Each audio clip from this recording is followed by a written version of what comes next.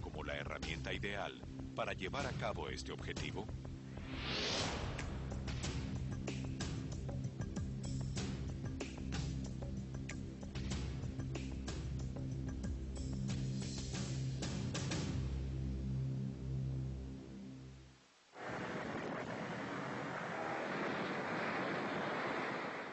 ...1944...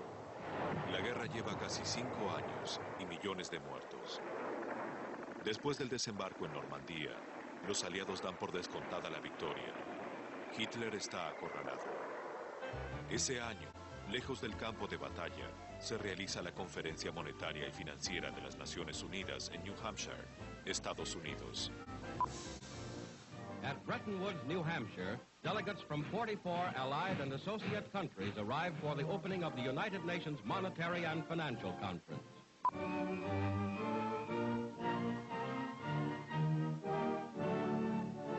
Delegates to this Monetary and Financial Conference pose on the hotel lawn. These meetings are designed to promote trade in the post-war world and to create a foundation for lasting peace.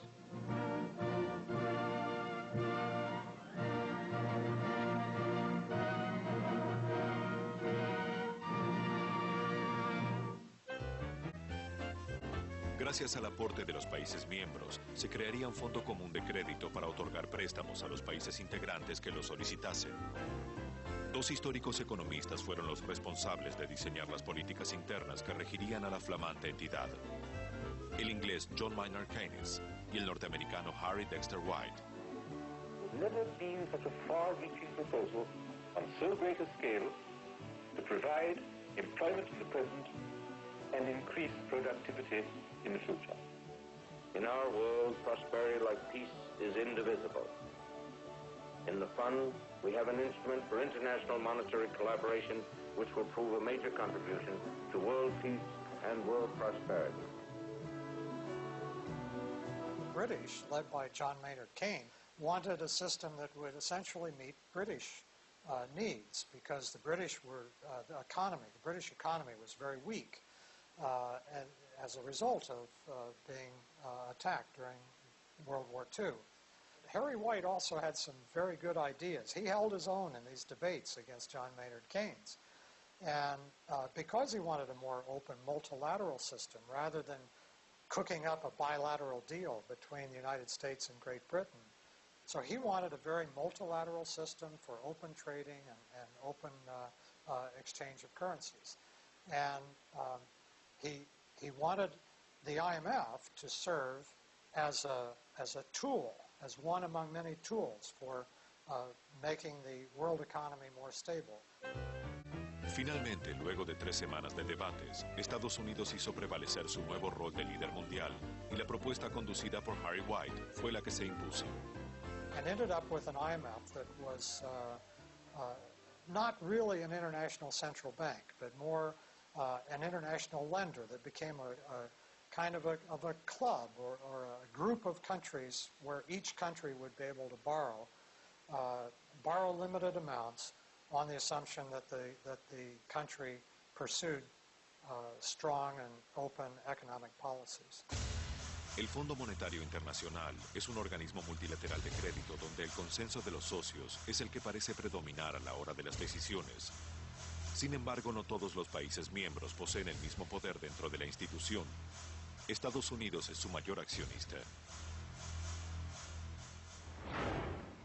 A pesar de los objetivos planteados en Bretton Woods, ni el Fondo Monetario Internacional ni el Banco Mundial tuvieron un rol destacado en la economía global de la época. Mientras tanto, aislada de los conflictos bélicos, América Latina, tras décadas de endeudamiento, había logrado reducir por primera vez el tamaño de sus deudas. Cuando terminó la guerra, la Argentina se encontró con que la deuda británica por las exportaciones de carne a la Argentina era tan importante que pudimos cancelar la deuda externa. Y por primera vez, después de la Segunda Guerra Mundial, la Argentina se encontró con que era un país que había dejado de estar endeudado. Por otra vía, tanto México como Brasil disminuyeron sus obligaciones económicas al ser premiados por su participación en el conflicto junto a Estados Unidos, logrando quitas de hasta el 90%. Durante esos años, el Fondo Monetario Internacional tenía muy poca injerencia en los asuntos internos de los países. América Latina podía pagar sus deudas sin problemas. And most of the lending that the fund did for its first 30 years of existence was to developed economies, like Great Britain or other G10 countries. It made loans to Belgium and France and many other industrial countries. It was not until till the 1970s, when after the first oil crisis hit, that lending to developing countries became a dominant part of the lending that the IMF was doing. A comienzos de los años 70, los estados árabes aumentan el precio del petróleo en un 40% y sus ingresos se multiplican. El excedente es depositado en los grandes bancos de Europa y Estados Unidos. Se los conocía como los petrodólares. Los depósitos árabes obligaban a los bancos a pagar enormes cantidades de dinero en conceptos de intereses. Esta situación podía llevarlos a la quiebra. Para evitarlo, las instituciones debían colocar el excedente a modo de préstamos, lo que les permitiría producir nuevas ganancias para hacer frente a esos compromisos. Entonces, por eso, cuando los países árabes, por ejemplo, levantan el precio del barril del petróleo en 1973, surgen los petrodólares, esos petrodólares no podían ir a los países desarrollados, puesto que estaban en recesión, los banqueros dicen, bueno, tenemos que hacer negocio con esto, ¿a quién le damos? Bueno, vamos a darle a todo el mundo, incluso a las dictaduras latinoamericanas. Entonces, había dólares hasta para regalar. ¿Por qué? Porque había mucho dinero en el mercado internacional buscando a quién prestar, y había países de América Latina que querían que le prestaran plata. Algunos para el desarrollo como Brasil, algunos para especular como la Argentina. ¿Estaban dando los préstamos a los dictadores o a los regímenes parlamentarios por igual y sobre todo para ese fin? Y lo sabían. Es más, sabían que se estaban sobreendeudando. Hay inclusive un libro de Robert Devlin que muestra que cómo los bancos desesperadamente colocan el dinero en los países latinoamericanos, ofrecen el dinero, pagan comisiones a políticos, a militares, etcétera, para que tomen los préstamos, ¿no? Pero el fondo no era la preocupación de Latinoamérica en aquellos años. El grueso de sus deudas era con los grandes bancos internacionales. Cada país utilizó estos fondos con diferentes criterios. Hay tres casos típicos en América Latina en la década de los 70. Uno es el de Argentina, otro es el de Brasil, otro es el de México. El caso de Argentina, la deuda se usó para financiar la evasión de capitales, básicamente. En México se evadió una parte y con otra parte se edificó en muy poco tiempo una infraestructura petrolera fuerte. De modo que mitad y mitad. En Brasil, en cambio, la casi totalidad se invirtió en infraestructura industrial. Los países de Latinoamérica aumentaron rápidamente sus deudas y en muy poco tiempo una enorme crisis sacudiría la región. La llamada crisis de la deuda marcaría el ingreso del Fondo Monetario Internacional al continente. Si existe un plan para dominar América Latina, tal vez en esa crisis se encuentre el origen de la intervención económica del organismo en la región. El mecanismo es muy fácil. Eso se vio en los casos de endeudamiento externo.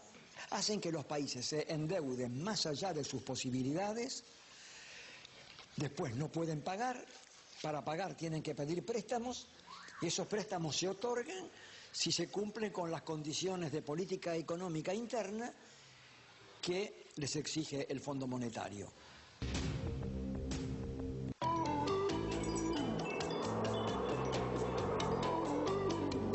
Estás viendo Infinito. Abre tu mente.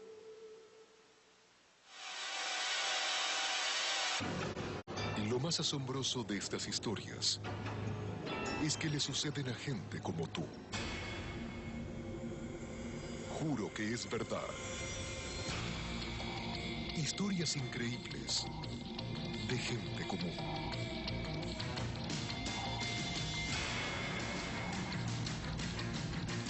Juro que es verdad. Por Infinito. Abre tu mente. Casa Infinito. Una hora recorriendo los 4 elementos que hacen tu vida mucho más plena. Tierra. Mónica Katz te propone experimentar las nuevas tendencias en salud y nutrición. Aire. Carlos Kaiser y Vivian Lowe te invitan a conocerte mejor a través de la astrología y las mancias. Fuego. Daniel Muñoz te desafía a descubrir los enigmas y misterios de nuestro mundo. Agua. Silvia Freire te acompaña en el camino hacia la autotransformación y el autoconocimiento. Casa Infinito. Por infinito, abre tu mente.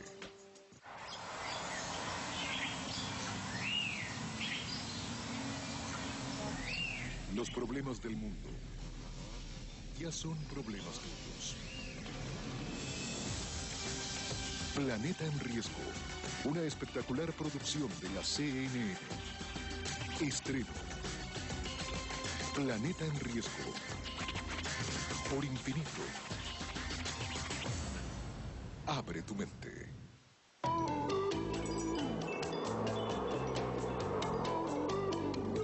Estás viendo Infinito. Abre tu mente. En 1944 se creó el Fondo Monetario Internacional.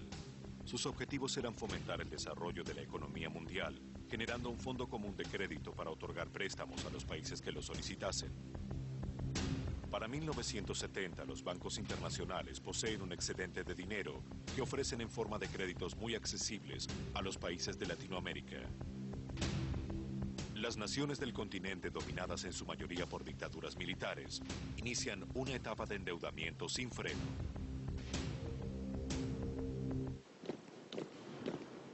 Sin duda alguna, las dictaduras latinoamericanas fueron impuestas por Estados Unidos, todas.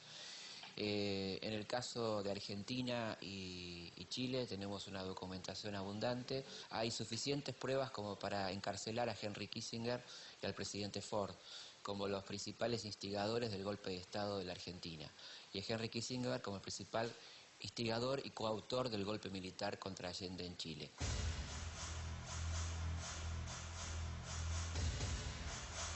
El golpe argentino viene siendo parte del reguero de golpes de Estado que comienza en América Latina en 1964, cuando los Estados Unidos llevan adelante el golpe contra el presidente João Goulart, que gobernaba Brasil en esa época. En la década del 70, la mayoría de las naciones de Latinoamérica se encontraban bajo gobiernos militares. Regímenes autoritarios que a través de las armas impusieron el terror, secuestrando y matando a la población opositora. Fueron esas mismas autoridades quienes tomaron créditos desde el exterior y comenzaron una etapa de endeudamiento sin fin. Si existe un plan para dominar la región, aquí se puso en marcha. Toda la gran máquina del poder mundial, en la que el Fondo Monetario juega un papel tan importante, pero que no es solo una máquina financiera, aunque es sobre todo financiera, pero es también militar, política, cultural. Yo creo que en el periodo ese de los años 70, en esos años de mugre y miedo, del terror militar en la mayoría de los países de América del Sur, bueno, pues que la máquina estuvo al servicio de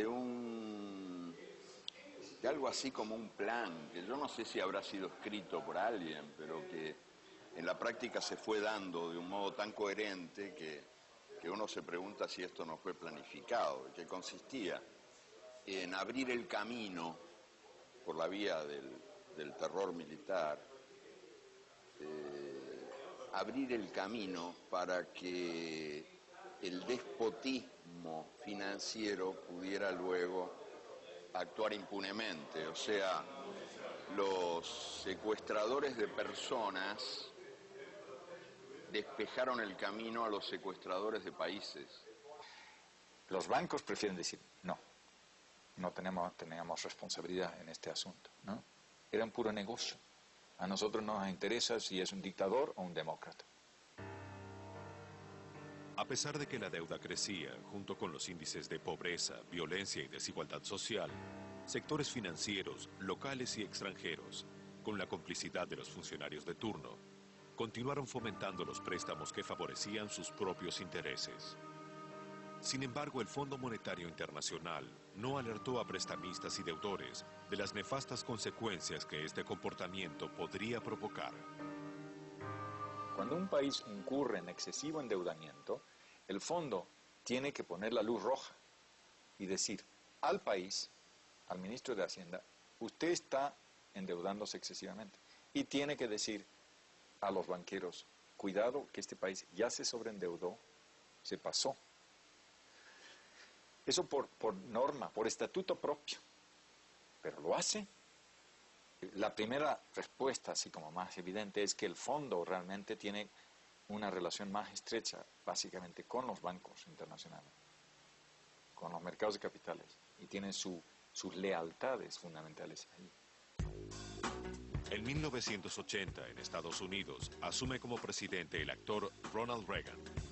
En esa época, la potencia atravesaba una profunda recesión económica y una de las medidas para combatirla fue el aumento de la tasa de interés, lo que repercutió negativamente en los créditos tomados por Latinoamérica. Cuando la banca transnacional tuvo que reciclar los petrodólares, lo hizo a tasas de interés bajas, 5%, 6% anual. Y ahí lo tomaron muchísimos países, pero lo tomaron a tasa variable, de modo tal que esto fue hacia el 76-77, y en el 79-80 subieron a 15, 16 y hasta 20% la tasa de interés. Lo cual es una locura. ¿Quién toma un préstamo sin saber cuánto va a pagar? Entonces, esos préstamos de los años 70 eran una bomba de tiempo. Cuando el llamado mercado definiera una alza de sus intereses, simplemente explotaría la balanza de pagos, la capacidad de pago de esos países. Fue lo que pasó en la virada de los años 70 a los años 80. La altísima tasa de interés internacional dispara las deudas latinoamericanas. México, Brasil y la Argentina son los países más comprometidos. En agosto de 1982, México debe realizar un pago por su deuda que supera los fondos disponibles en la reserva. El país anuncia que no puede cumplir con sus obligaciones. Estalla la crisis de la deuda. Y en esa mañana verdaderamente dramática, yo nunca la voy a olvidar, el gobierno de México anunció que se nos habían acabado las fichas, que no teníamos recursos y que era necesario suspender el pago.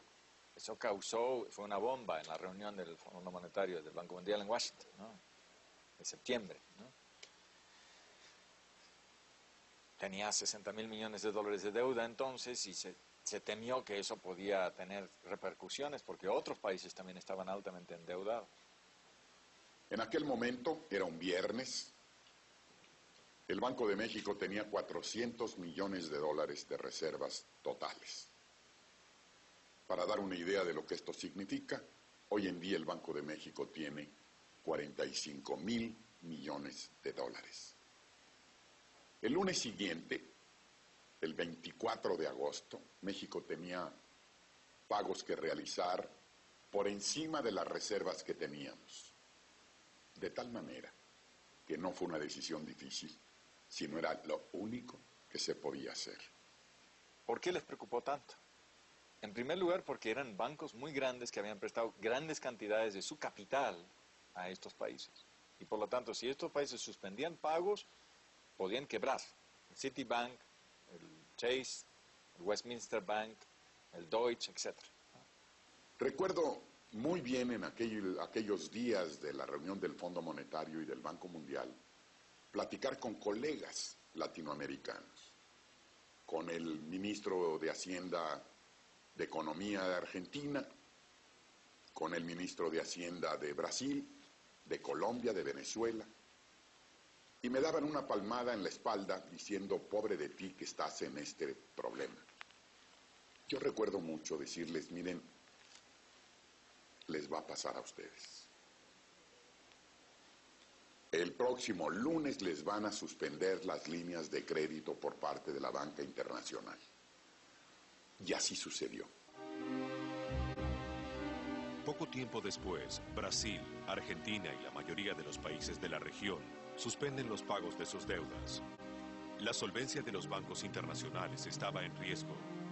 Es en ese momento cuando el Fondo Monetario Internacional entra en acción.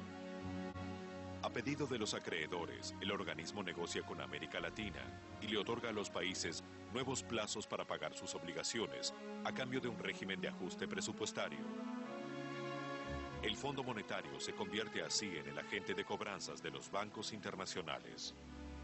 Ustedes amenazan con suspender pagos.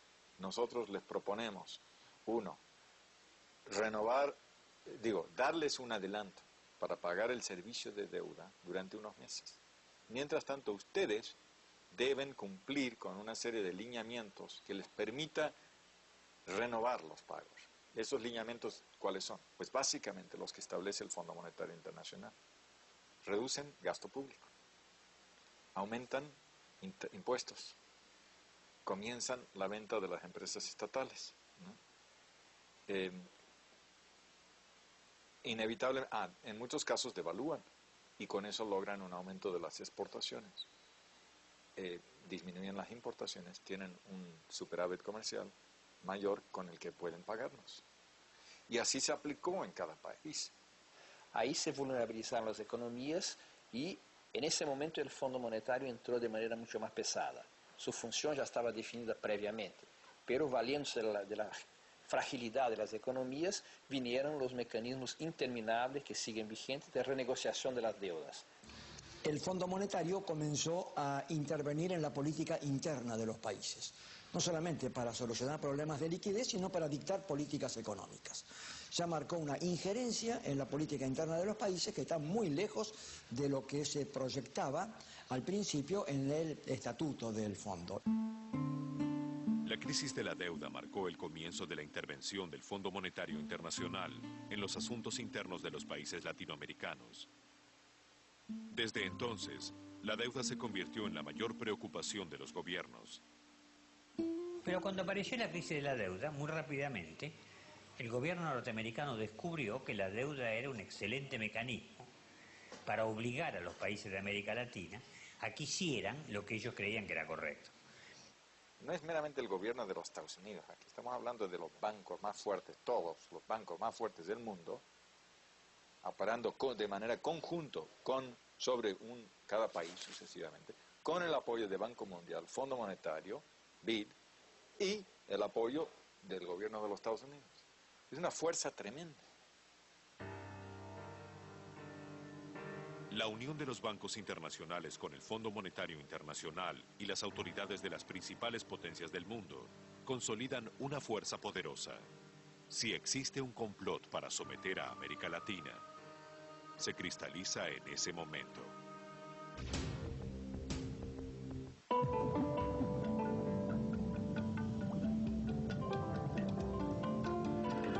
Estás viendo Infinito. Abre tu mente. Ellos aseguran que pueden manejar el más ingobernable de los enigmas que tiene el universo: el tiempo. ¿Cómo no dedicarles un rato por semana para que se lo expliquen al gran público? Calendario Maya. Descubra su misión en la vida conociendo el verdadero tiempo de la naturaleza, de la mano de la sabiduría maya. Calendario Maya. Por Infinito. Abre tu mente. Casa Infinito. Una hora recorriendo los 4 elementos que hacen tu vida mucho más plena. Tierra. Mónica Katz te propone experimentar las nuevas tendencias en salud y nutrición. Aire. Carlos Kaiser y Vivian Lowe te invitan a conocerte mejor a través de la astrología y las mancias. Fuego. Daniel Muñoz te desafía a descubrir los enigmas y misterios de nuestro mundo. Agua. Silvia Freire te acompaña en el camino hacia la autotransformación y el autoconocimiento. Casa Infinito. Por Infinito. Abre tu mente.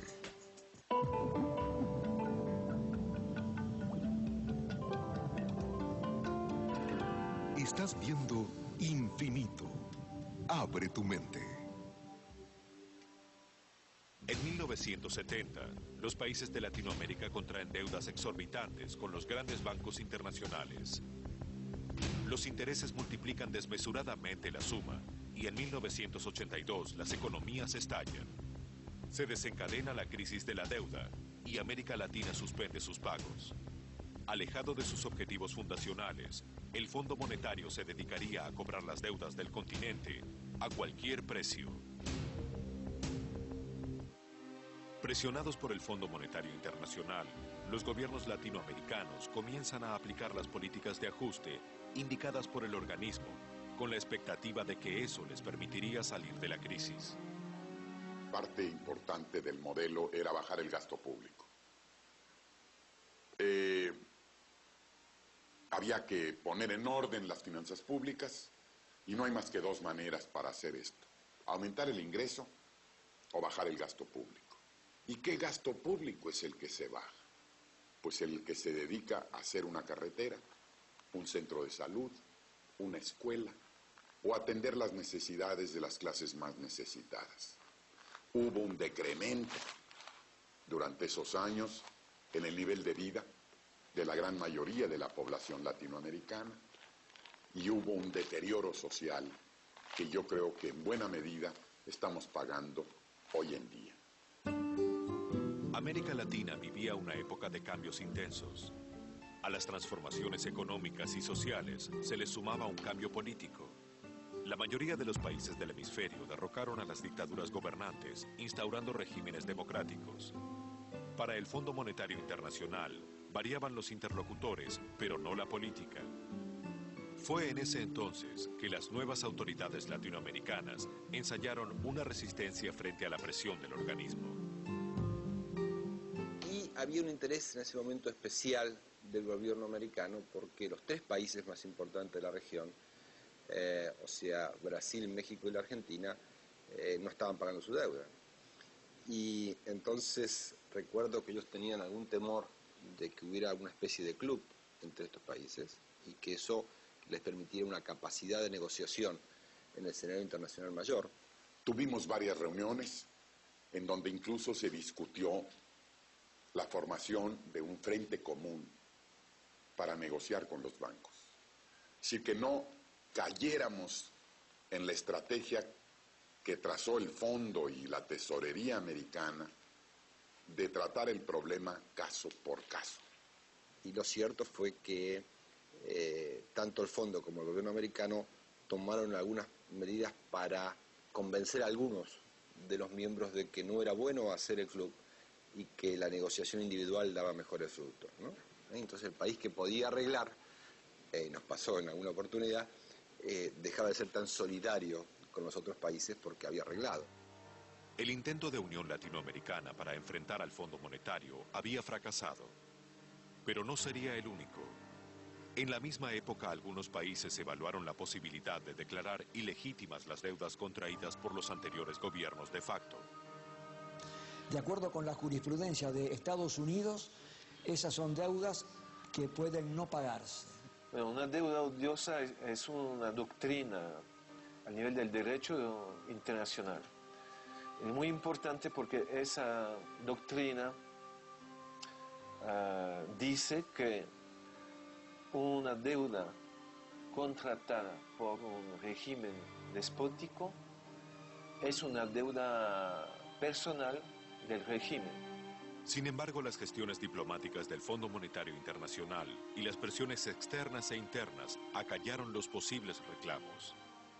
La injerencia del fondo en los temas de Estado de cada nación se profundizó y los planes económicos propuestos por el organismo se instalaron aún con mayor facilidad. Esto explica en gran medida que las políticas económicas desde esa época que se aplicaron en América Latina fueron similares. Y se dieron pues ajustes fiscales muy fuertes, disminución del empleo público, pero por otro lado conseguían más recursos con qué pagar a los banqueros. Y lograron pagar a los banqueros. Y los banqueros salieron del hoyo, ¿no? Lo que ocurrió es que América Latina quedó bastante en el hoyo, ¿no? El fondo trata de encontrar mecanismos que le permitan al país, de una manera razonable, poder pagar los servicios de la deuda externa.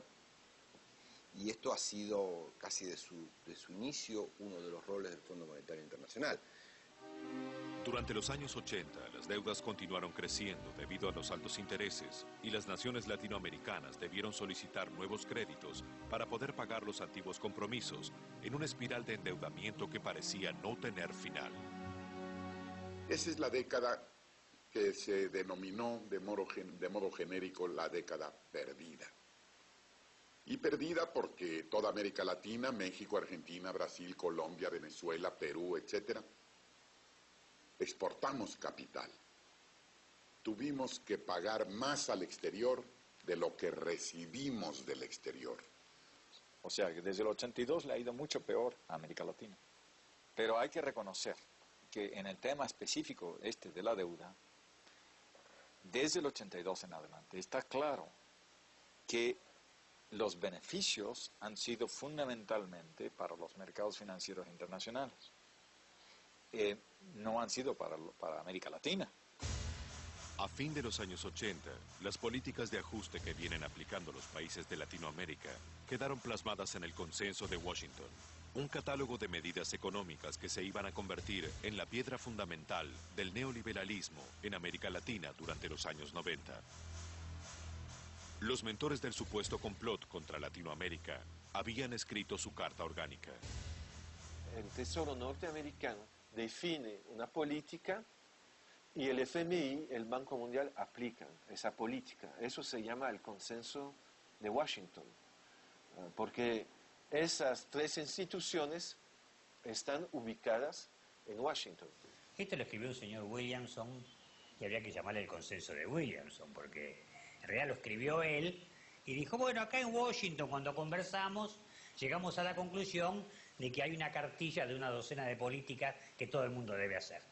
Y las condiciones que impuso el Fondo Monetario fueron las condiciones de hegemonía del neoliberalismo. Condiciones tales como apertura de las economías, privatización de empresas, privilegio del ajuste fiscal, desregulación de la economía, flexibilización laboral. En verdad, el paquete, los condicionantes del Fondo Monetario son el eje de las políticas del continente. Cualquiera que fuera el país, el paquete era el mismo. Entonces, claramente se sintió que este fenómeno de la deuda permitía presionar para que los países hicieran lo que a ellos les parecía que era razonable. Y América Latina hizo esto toda la década del 90. Y no les fue bien. Salinas en México, Fujimori en Perú, Menem en Argentina, Collor de Mello en Brasil. Van a aplicar al pie de la letra las políticas del Consenso de Washington. Mientras tanto, los bancos internacionales intentan desembarazarse del tema de la deuda. El secretario del Tesoro estadounidense, Nicholas Brady, con el apoyo del Fondo Monetario Internacional, idea un plan. El Plan Brady consistía en convertir la vieja deuda latinoamericana en bonos. Acciones que cualquier ahorrista del mundo podía adquirir en el mercado y obtener una alta rentabilidad. Ahí sí se ve muy claramente cómo los Estados Unidos interviene directamente en el manejo de la reestructuración de la deuda, ¿no? Brady propone que los bancos reconozcan que la deuda vale menos de lo que valía originalmente y que se haga un canje, una gran conversión. Toda esa vieja deuda la convierten en Brady Bonds, bonos externos que tienen una cierta garantía del Tesoro de los Estados Unidos. El Plan Brady era un arma de doble filo para América Latina. Por un lado le otorgaba una quita en la deuda del 30%. Por el otro, al entrar al Plan Brady, cada país admitía definitivamente la existencia de la deuda y al reconocerlo, el reclamo de ilegitimidad quedaba sin efecto. Además, al tener el respaldo del Tesoro norteamericano, los bonos subieron su valor, por lo que las deudas, lejos de reducirse, se multiplicaron. Los bancos se deshicieron de la inmensa mayoría de la deuda latinoamericana y se la pasaron a esta masa de inversores.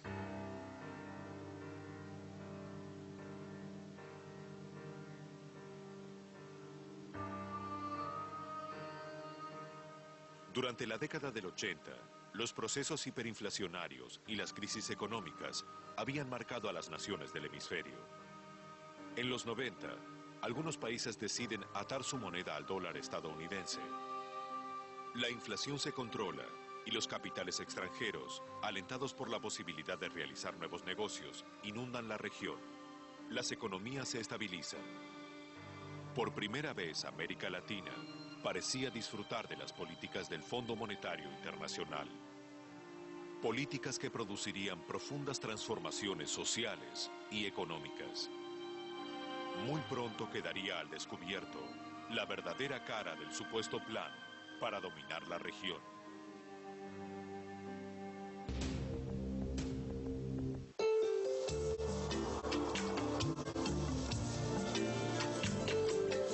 Estás viendo Infinito. Abre tu mente. Ellos aseguran que pueden manejar el más ingobernable de los enigmas que tiene el universo: el tiempo. ¿Cómo no dedicarles un rato por semana para que se lo expliquen al gran público? Calendario Maya. Descubra su misión en la vida conociendo el verdadero tiempo de la naturaleza, de la mano de la sabiduría maya. Calendario Maya. Por Infinito. Abre tu mente.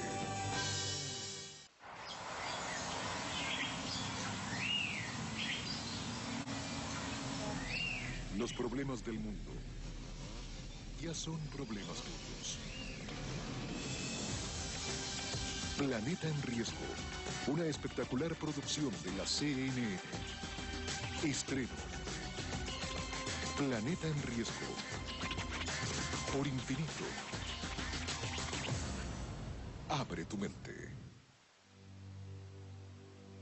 Casa Infinito. Una hora recorriendo los 4 elementos que hacen tu vida mucho más plena. Tierra.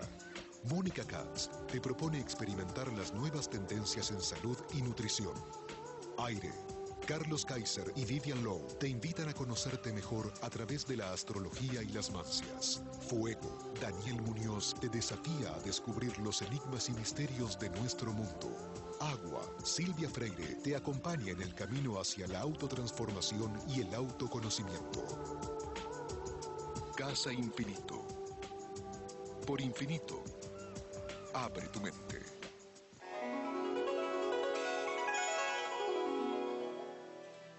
Sin intención, la flor atrae a la mariposa. Sin intención, la mariposa viene a la flor. Cuando la flor florece, la mariposa viene. Cuando la mariposa viene, la flor florece.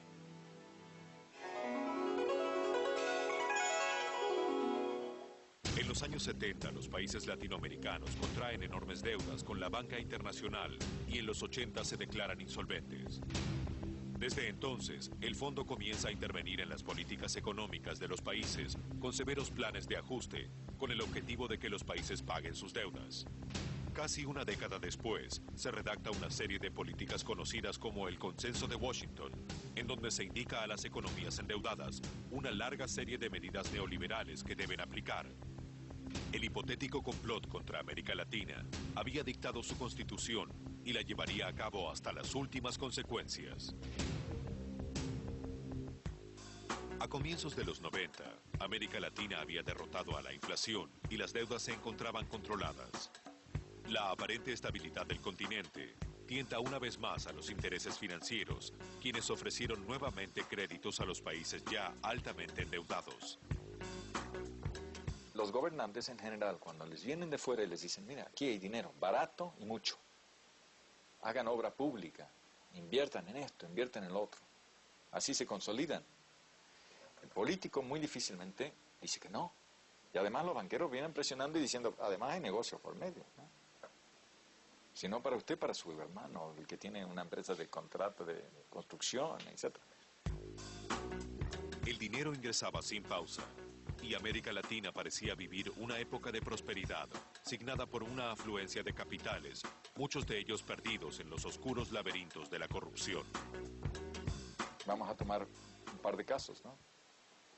Uno es Alberto Fujimori. Tomó préstamos en los años 90 en gran cantidad, muy por encima de lo que Perú debía tomar, digamos, en términos del tamaño de su economía, lo que podía pagar. El Fondo Monetario sabía perfectamente bien quién era el señor Fujimori, tenía relación directa con él y con todos los otros funcionarios, incluyendo el señor Montesinos, y había suficiente información para saber que era un régimen altamente corrupto y que estaba haciendo negocios con muchos de los préstamos. Pero no mandó la señal, la luz roja, porque dijo, no hay que alarmar a los mercados. En 1994, Argentina tenía una deuda externa de cerca de 70.000 millones de dólares. En 1999 llegó a casi 140.000 millones de dólares. ¿Qué pasó entre el 94 y el 99? ¿Por qué se endeudó de esa manera tan atroz? ¿Por qué el Fondo Monetario no puso luz roja y dijo, hay que parar el endeudamiento? El señor Menem y sus ministros están endeudando excesivamente. Es difícil decir si el fondo es más culpable que Menem o Menem es más culpable del fondo. Es verdad, los dos son culpables. Y los dos son conniventes y los dos ganaron.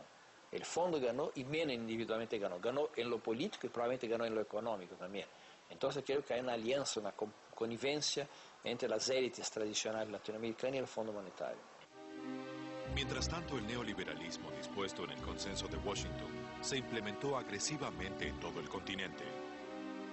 Las empresas estatales se vendieron con el objetivo de reducir la deuda.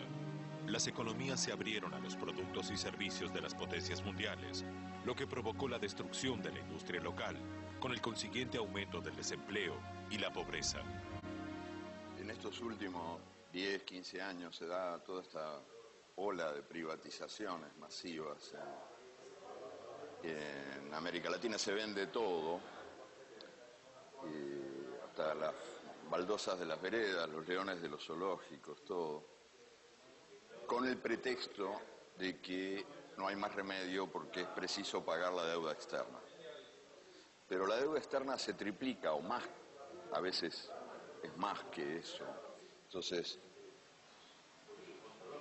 terminan encontrándose los países con que se quedan sin país y la deuda es 3 veces mayor o más que 3 veces mayor. A mediados de los 90, el modelo neoliberal que dominaba Latinoamérica empezó a mostrar fisuras y las crisis comenzaron a sacudir el continente. Como en 1982, el primer país en estallar fue México, con la denominada crisis del tequila. En diciembre de 1994, los mercados advirtieron que México podía tener inconvenientes con el pago de su deuda, y los capitales se fugaron desatando el caos. El país debió devaluar su moneda. Inmediatamente, estallidos similares se produjeron en Asia y en Rusia, para luego volver a golpear en el continente americano, esta vez en Brasil, con el llamado efecto caipiriña en el año 98. Durante esta seguidilla de crisis, el Fondo Monetario reaccionó, enviando rescates financieros que en algunos casos permitían paliar la situación, pero no resolver los problemas estructurales. En el año 2000, George W. Bush se convierte en el nuevo presidente de los Estados Unidos. Y con el nuevo gobierno cambió el Departamento del Tesoro y cambió la política económica americana, y el fondo se encontró muy presionado para cambiar sus políticas económicas y además muy criticado por lo que había hecho. Nuevas autoridades asumieron con la decisión de no otorgar más salvatajes financieros a los países endeudados. La frágil economía argentina sería la primera que se enfrentaría con esta nueva política. Entonces, el fondo trató de evitar las críticas que le venían haciendo, y en octubre del año 2001, a raíz de una discusión sobre estrategia política en el fondo le dijo a la Argentina, no le prestamos más dinero. Argentina, uno de los países que más había respetado las políticas del Consenso de Washington y que había sido ejemplo de reforma para otras naciones, estalla en diciembre de 2001.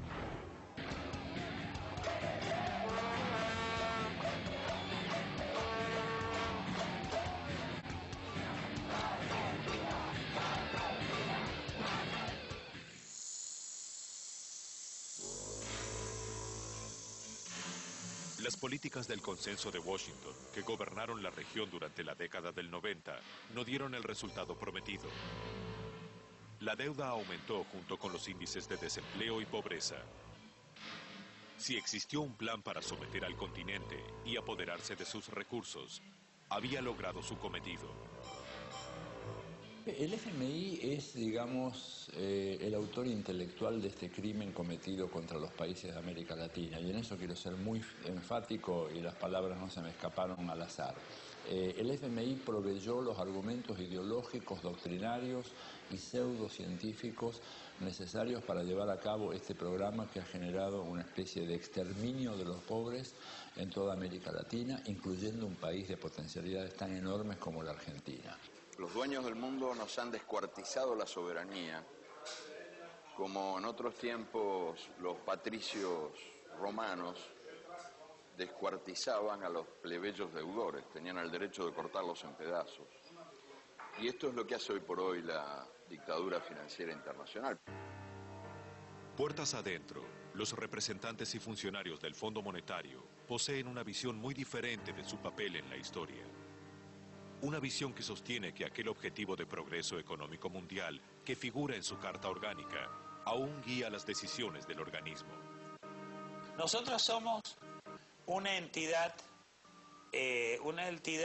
que es,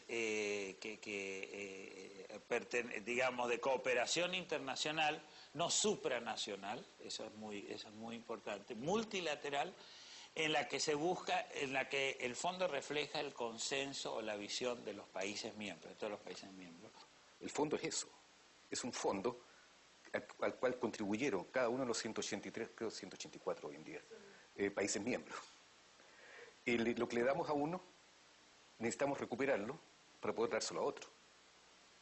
Esto no es un fondo, esto no es dinero que se puede dar en donaciones para desarrollo. Para nosotros siempre ha sido importante, no lo voy a decir siempre, pero en los últimos 10 años, por cierto, enfatizar que hay que proteger en términos de salud, en términos de educación, a aquellos sectores más pobres. No se puede proteger a todos, porque si el país es más pobre, el país es más pobre. Ha habido casos en que el tipo de ajuste propuesto por un gobierno ha sido tan exagerado que hemos dicho no. Ahí no, si quieren hacerlo, háganlo, pero sin nosotros. Es muy interesante. El fondo no presta contra garantía. O sea, fundamentalmente es el país soberano que está pidiendo prestado. Le damos la plata y ellos dicen vamos a pagar. Pero eso es. O sea, es préstamo a sola firma. Las decisiones, en el fondo, se toman en proporción a la contribución que cada país hizo al fondo. No es de extrañar de que muchas de las decisiones que toma el fondo reflejen el sentir del socio mayoritario. Pero no necesariamente que Estados Unidos nos controla. Evidentemente tiene un gran poder de convocatoria, digamos.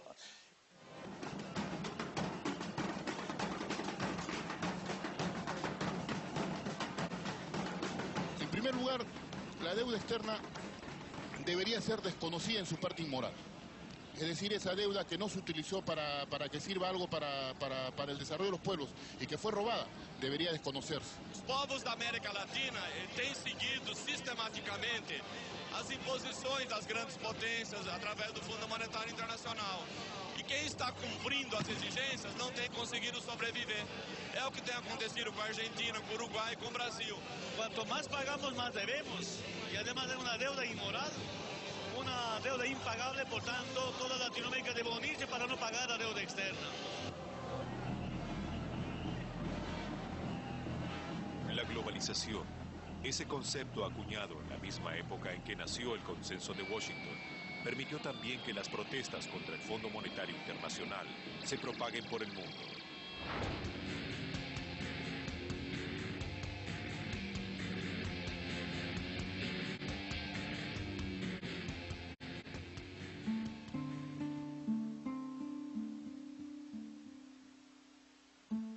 Yo no creo que la realidad sea un destino, ¿verdad? La realidad es un desafío. Los sea, uno no está condenado a repetir el tiempo presente. No es cierto que la realidad se repita. Se repita si nosotros dejamos que se repita, pero no estamos condenados a la rutina de la desgracia. El presente puede ser cambiado y el futuro puede ser imaginado, en lugar de ser aceptado como una especie de maldición que se nos cae encima.